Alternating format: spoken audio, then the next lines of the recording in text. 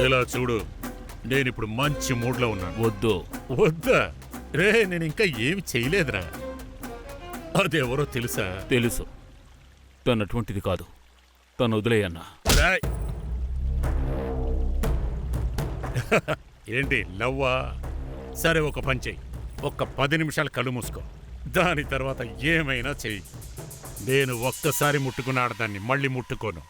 మజాగా పెళ్లి చేసుకుని హనీమూన్కి వెళ్ళు. మొత్తం నేనే ఖర్చు పెడతాను రా.